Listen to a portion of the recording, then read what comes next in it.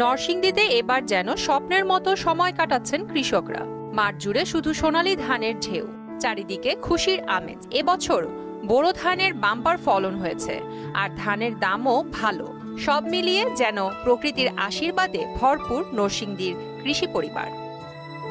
চলছে মে মাস, সূর্য যেন একটু বেশি রেগে আছে।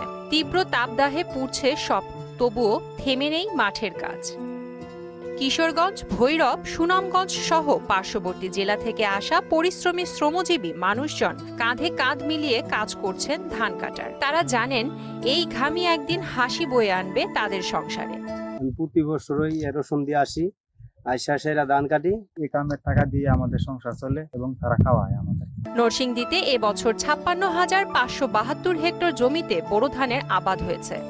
কৃষি বিভাগ বলছে গত বছরের চেয়ে এবছর আরো ৬২ হেক্টর বেশি জমিতে চাষ হয়েছে এবং আগাম বৃষ্টিপাতের কারণে ফসলের অবস্থা ভালো। কৃষকরা খুব উৎসাহ পাচ্ছেন। আমরা আশা করতেছি প্রায় ২,৬০,০০০ মেট্রিক টন চাল উৎপাদিত হবে। আবহাওয়া অনুকূলে থাকলে মে মাসের মধ্যেই ধান কাটা শেষ হবে বলে আশা করা হচ্ছে।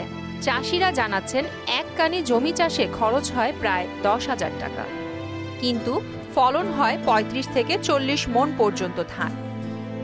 এবার ফলনও হয়েছে ভালো, দামও পাচ্ছেন বেশ, তাই লাভের মুখ দেখার স্বপ্ন দেখছেন তারা। আমরা এই বছর ভালো ফলন পেয়েছি। আমরা যে ফসল করেছি বছর, আমরা ফসল মাশাআল্লাহ দিলে অনেক ভালো ফসল, অনেক উন্নত মানের ফসল। তাহলে এবার দিনে আবহাওয়া ভালো থাকে, তাহলে এবার আমরা ধান গরনি তাহলে আমরা এবার লাভবান, ফলন বেশি, এই কারণে অনেক লাভবান হব। ধানের দামও ভালো। প্রাকৃতিক দুর্যোগ না হলে ধান ঘরে তুলে নিজেদের অবস্থার উন্নতি ঘটানো যাবে, এমনটাই প্রত্যাশা। উৎপাদিত এই ধান থেকে প্রায় ২,৬০,০০০ মেট্রিক টন চাল হবে, যার বাজার মূল্য ধরা হয়েছে ১,৩০,০০,০০০ টাকার মতো। এই চাল স্থানীয় চাহিদা মিটিয়ে পাঠানো হচ্ছে দেশের অন্যান্য জেলাতেও। এ যেন এক নতুন আশার গল্প, যেখানে কৃষকের মুখে হাসি, শ্রমিকের হাতে কাজ, আর দেশের অর্থনীতিতে যোগ হচ্ছে নতুন সম্ভাবনা। নরসিংদীর সোনালী ধান যেন সত্যি সোনার ফসল হয়ে উঠেছে এবার।